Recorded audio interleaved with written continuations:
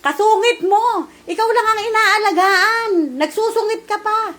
Ba, Aba, ala ko sinabi sa inyo, alagaan niyo ako, kaya ko. hindi mo kaya. Eh, namamaga nga yung paa mo. Hindi ka nga. Ay. Hindi na makalakad. Ate, ano na magiging amoy mo rin eh. Kapag ka nga hindi ako naglinis. Makakalakad na ako. O di lalayas na ako dyan. Saan ka pupunta? O di bahala na ako sa buhay ko. Ay. Toteng. Kayabang ni tatay eh.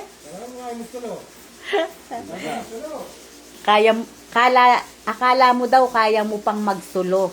Hindi ka na nag-aano ngayon. Magsulong. Hindi ko kailangan ng kasamahan. Toteng, hindi raw kailangan ng kasamahan. Sige. Ha. Oh, ayan, sige. O, isang araw daw, patunayan mo sa kanya. Ano? Magluto ka raw, maglaba ka, maglinis ka. Kaya ni Toteng, kaya mo raw yon. Meron akong tagalabar yan. Meron pumupunta sa akin dito. At Bataan line ko kayo riya. may pumupunta sa'yo para ipaglaba ka? Oo. Sino? Hindi ako nabahala ro. Pero, si tatay, kasungit-sungit mo kasi. Eh baka init ng ulo mo, hindi ka ba nakakatulog kagabi? Hindi ako makakatulog yan. Dahil kumikirot, sumasakit. Masakit daw yan.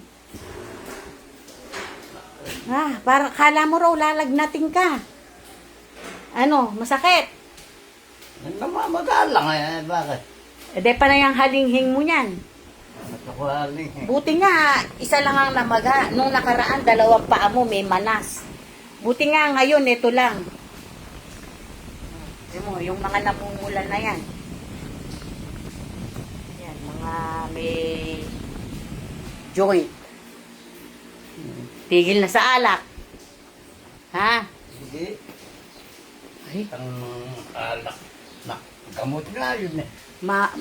bahala ka. Mapuputol na yan pa mo. Hindi ka na makakatlakad ng tuluyan. Pag hindi ka nagtigil sa alak. Huwag kang maniwala ron. Mga may tamala yun. Sino riyan ang sabihin mo sa akin din makalakad? Talagang ipapayo ng ano yun, ng doktor yun na hindi na talaga iinom ng alak kung ayaw mo sumumpong yan. Ha? Kung gusto mong wag sumumpong yan, ay titigil ka na dapat sa alak. May ano ba ako? May gout, ano ka nga, mataas nga uric acid mo. May sakit ba? Wala naman ah. Sakit yun, sakit. Utang na din. Kanya ka, ayoko na may doktor dyan. Pag gumanda na naman ang... Tapos, sasabihin sa'yo, patitingnan ka ng doktor, magbabayad ka. Alam mo sasabihin, bukas ka na magbalik ka. Abi talaga trabaho ng doktor yun. Bakit? Oh. Babalik ka kasi. Para magbayad ka ulit. Hindi.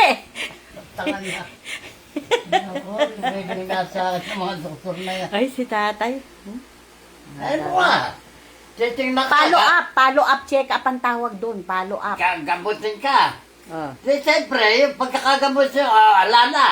Patay mo na kanopan mo. Handa ka na problema. Oh. Ganun sana, hindi yun. Magbalik ka bukas at kulang yung binayad mo. Ano nga? Eh, bye guys. Lumalala.